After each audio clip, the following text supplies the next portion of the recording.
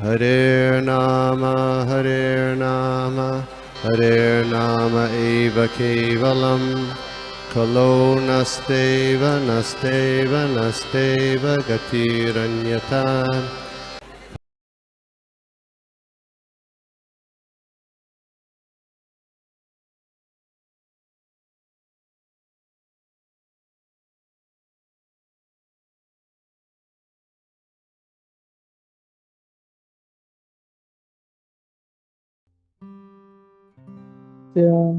शौच भयास्तिक्यादि चारित्र्याणि परिपालनीयानि. One should cultivate such good qualities as non-violence, truthfulness, cleanliness, compassion and faith.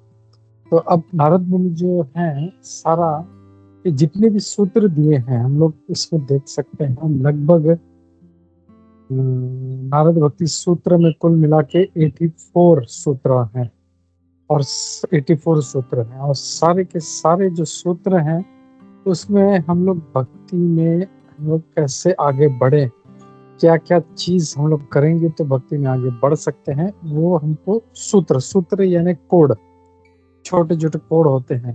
तो ये भक्ति के कोड दे रहे हैं कि कैसे हम लोग भक्ति में आगे बढ़े. तो ये यहाँ पे आज के सूत्र में वो कह रहे हैं कि हमको अहिंसा, यानी हम लोग को अहिंसावादी होना चाहिए, यानी कोई हिंसा नहीं करना चाहिए. अहिंसा का मतलब है किसी भी जीव के प्रति कोई भी हमको हिंसा नहीं करनी है. और जैसे भगवान भगवद गीता में कहते हैं कि किसी भी मतलब जिनको मानसिक रूप मतलब फिजिकली, वर्ड से या मेंटली, इवन मन मतलब ऐसा भी नहीं बिहेव करना चाहिए कि किसी को दुख पहुंचे, तो उसको कहेंगे अहिंसा. अगर कोई मतलब कोई कुछ बोल नहीं रहा है, मार नहीं रहा है, लेकिन ऐसा बर्ताव कर रहा है कि दूसरों को तकलीफ हो रही है, तो वो भी हिंसा में गिना जाएगा. फिर दूसरा जो है वो कहते हैं ट्रूथफुलनेस यानी सत्य. तो सत्य हम लोग को हमेशा जो है सत्य का पालन करना चाहिए, यानी हम लोग को झूठ से दूर रहना है. हम लोग को झूठ बिल्कुल नहीं. हम लोग को एक वैष्णव है वो कभी भी मतलब झूठ नहीं बोलते, वो दे आर ऑलवेज ट्रूथफुलनेस, सत्य. ये एक क्वालिटी है वैष्णव का भी, क्वालिटी है कि वो हमेशा, इवन दुश्मन भी आके पूछेगा भाई तुमने तुम्हारा सोना कहाँ रखा है, तो उसको भी बता देगा अच्छा भाई यहाँ पे मैंने ये चीज रखी है.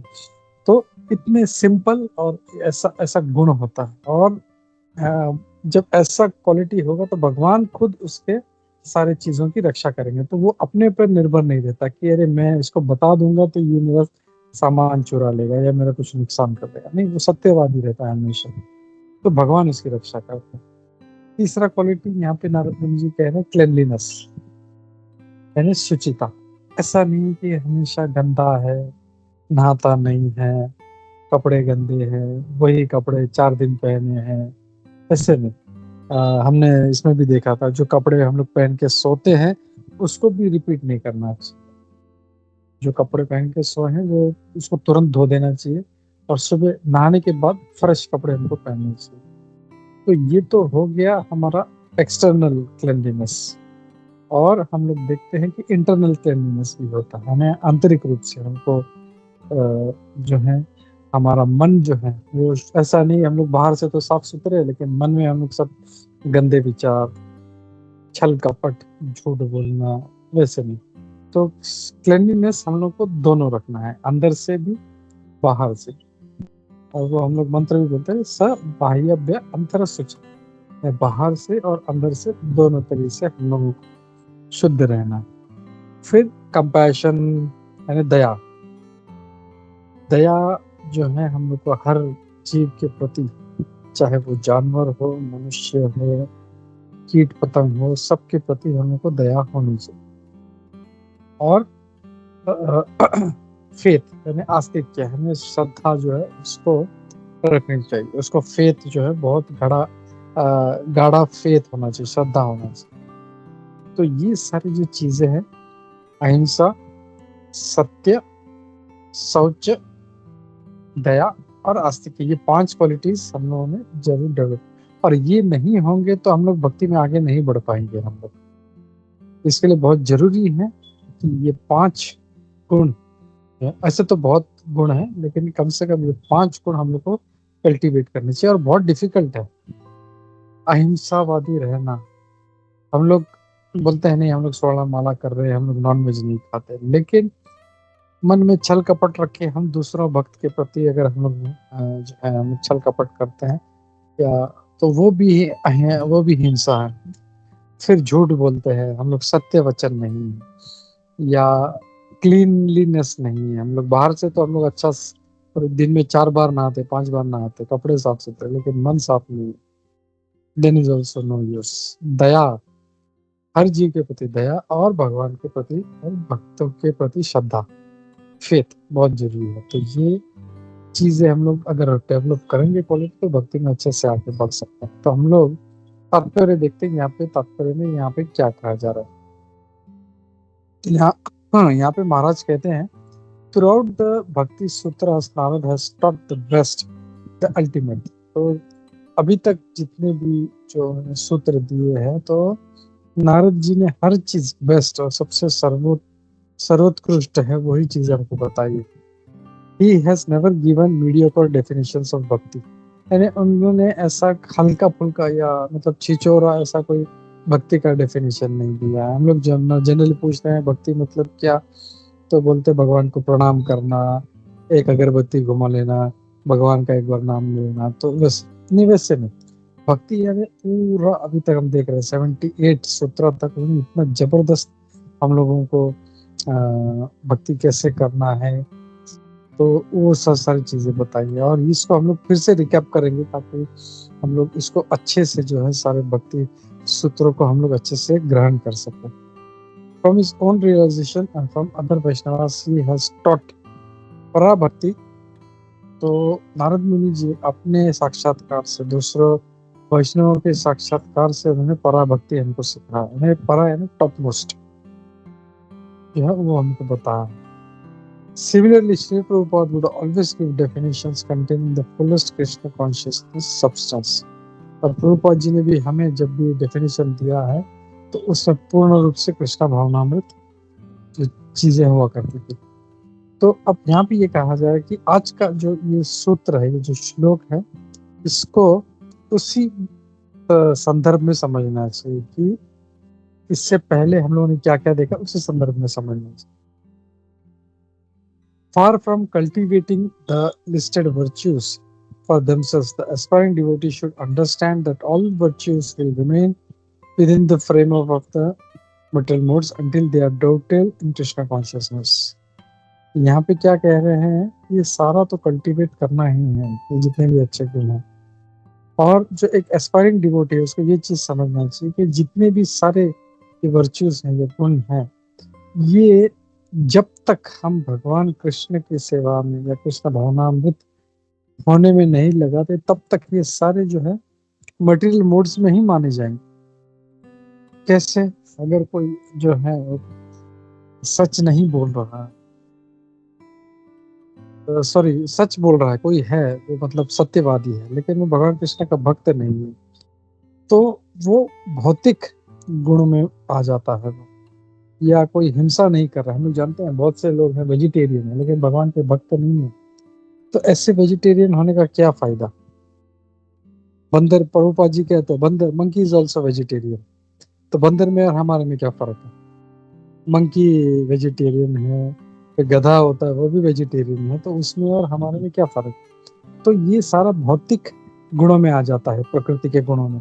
तो हम लोगों को मटेरियल मोड्स के पर जाना है। सारे जितने भी वर्चूज हैं ये हम लोगों को भगवान की सेवा में लगाने हैं। ये यहाँ पे नारद मुनि जो महाराज है वो हमको बता रहे हैं। फिर आगे कहते हैं the good man is the Paragon of सत्व गुण, सात्विक मोड। तो एक जो अच्छा आदमी है वो सत्व गुण का एक बहुत ही उत्कृष्ट उदाहरण होता है। But even he can not attain liberation if he fails to surrender to supreme personality of God. चाहे मनुष्य कितना भी सत्व गुण में हो, लेकिन अगर वो भगवान के शरण में नहीं जाता तो उसको कभी भी मोक्ष प्राप्त नहीं हो सकता, चाहे कोई कितना भी सत्यवादी हो, कोई कितना भी अहिंसावादी हो, चाहे कोई कितना भी सुचिता रखता हो, साफ सुथरा रहता हो, लेकिन अगर भगवान के सरेंडर नहीं कर रहा है तो ये सारा गुण जो है सारा फेल है, यूजलेस। जैसे भगवान कृष्ण कहते हैं कि those situated in the mode सत्वगुणा become conditioned by the sense of happiness and knowledge। तो जैसे हम देखते हैं भगवद गीता के 14वें अध्याय में भगवान कहते हैं कि जो सत्व गुण में होते हैं वो ज्ञान और आनंद से वो प्रभावित हो जाते हैं, कंडीशन हो जाते हैं। तत्र सत्वं निर्मलत्वात् प्रकाशकम् अनामयम् सुख संगेन बध्नाति ज्ञान संगेन चानघ। तो यहाँ पे भगवान कृष्ण क्या कह रहे हैं कि वो बंध जाता है, भले सत्व गुण में है, लेकिन वो आनंद से और ज्ञान से वो बंध जाता है। तो उसको लगता है मेरे जैसा सुखी कोई नहीं है, मेरे जैसा ज्ञानी कोई नहीं, और उसके कारण वो कंडीशन हो जाता है, तो वो भक्त भी आगे बढ़ नहीं सकता। इसके लिए भगवान कृष्ण अर्जुन को बोलते हैं कि इन त्रिगुणों के परे जाना है। हम लोग जो तमोगुणी है उसको रजोगुण में आना है, जो रजोगुणी है उसको सत्वगुण में आना है, लेकिन वहां पे नहीं रहना है, इन 3 गुणों के परे जाना है। बहुत अच्छा श्लोक है, वो क्या है, निर्द्वंद नित्य सत्वस्व निस्त्रैगुण्य भवार्जुन। ये जो त्रिगुण है उसके परे जाना है। फिर अहिंसा का डेफिनेशन दे, डिफाइनिंग अहिंसा। Srila Prabhupada took it to its ultimate conclusion for the life of a devotee। तो जो भगवान के भक्त का जो जीवन है वो बोल सकते हैं वो सही अहिंसा है। Non violence generally taken to mean not killing और डिस्ट्रॉइंग द बॉडी। आमतौर पे लोग अहिंसा मतलब बोलते हैं नहीं मैं तो कोई नॉन वेज नहीं खाता, मैं तो किसी को प्राणी की हत्या नहीं करता। उसको लगता है मैं किसी का हत्या नहीं कर रहा हूँ तो मैं मतलब अहिंसा का पालन कर। लेकिन actual non violence means not to put others in distress. दूसरों को डिस्ट्रेस देना भी जो है नॉन वायलेंस है, सॉरी हिंसा है, दूसरों को डिस्ट्रेस देना भी। अगर हमारे एक्शन से अगर किसी को तकलीफ हो रही है, कोई दुखी हो रहा है, तो वो भी हिंसा है। People in general R trapped by ignorance in the material concept of life. अब लोग जो है आमतौर पे जो भौतिक कंसेप्ट है कि ये अच्छा है ये बुरा है, जो भौतिक चीजों से जो है उसी के में बंध जाते हैं, and they perpetually suffer material pains, और हमेशा इस भौतिक जो 14 लोक में वो घूमते रहते हैं। So unless one elevates people to spiritual knowledge, one is practicing violence। तो अगर हम लोग अगर प्रचार नहीं कर रहे हैं, लोगों को कृष्ण भक्ति में नहीं ला रहे हैं, तो प्रभुपाद जी कहते हैं वो भी हिंसा है। लोगों को कृष्ण के बारे में बताना है, भाई कृष्ण भक्ति में। और इसके लिए हम लोग देखते हैं श्री हरिदास ठाकुर, नित्यानंद प्रभु, जितने भी डिवोटीज हैं, वो जीव गोस्वामी, सनातन गोस्वामी, दांतों में तृण पकड़ पकड़ के, लोगों का पांव पकड़ पकड़ के, भाई कृष्ण भक्ति में आओ, कृष्ण भक्ति में आओ, उनको पांव पकड़ पकड़ के। तो उनका इच्छा है कि कोई भी इस भौतिक जीवन में फंसा नहीं। तो एक बहुत अच्छे भक्त थे वासुदेव दत्त ठाकुर, शायद आप लोगों ने उनके बारे में सुना हो, वासुदेव दत्त ठाकुर।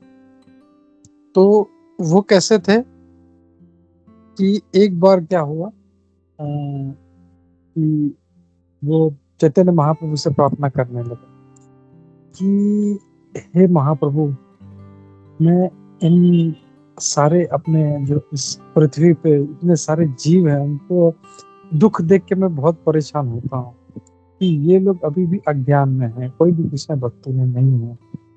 तो एक आप काम करो चैतन्य महाप्रभु, इस पृथ्वी पे जितने भी जीव हैं सबका कर्म मुझे दे दो, मैं यहाँ पे बैठ के पूरा लाखों लाखों जन्मों तक मैं इनके पाप सहन करता रहा हूँ, लेकिन इनको सबको मुक्त करो और इनको सबको गोलोक धाम भेजिए।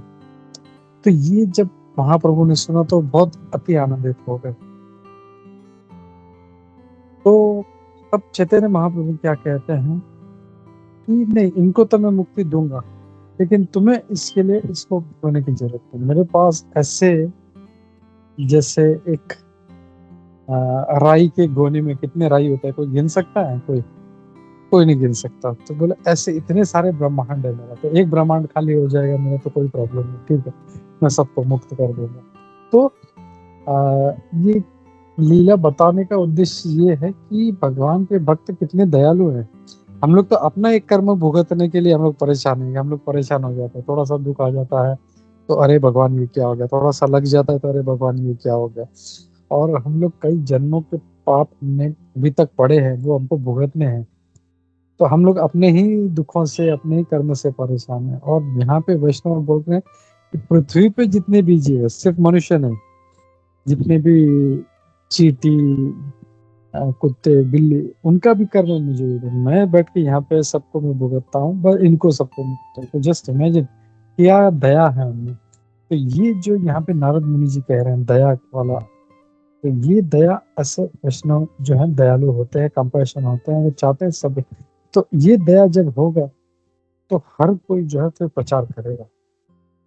और प्रचार करने का मतलब ये नहीं है कि बस व्यासासन पे बैठ के हम लोग को लेक्चर देगा, नहीं, जिस तरीके से कर सकते हैं हम लोग। कोई कुकिंग कर सकता है तो कुकिंग से प्रचार करना चाहिए, कोई अच्छा कीर्तन कर सकता है तो कीर्तन से, कोई बुक डिस्ट्रीब्यूट कर सकता है तो बुक डिस्ट्रीब्यूशन से, जैसे भी अपने जो है किसी न किसी तरह से उनको प्रभुपाद जी से, भगवान कृष्ण से जोड़ना है। ये होता है अहिंसा। फिर आगे कहते हैं one should try his best to distribute real knowledge. अपना पूरा कोशिश करनी चाहिए कि हम किस प्रकार हम लोग जो असली ज्ञान है वो हम लोगों को बांट सके। That is non violence. ये आता है 13वें अध्याय के 12वें श्लोक के तात्पर्य में। तो आई थिंक हम लोग रुकते हैं यहाँ पे, और किसी का कोई प्रश्न है, टीका टिप्पणी है तो हम लोग लेते हैं। हरे कृष्णा।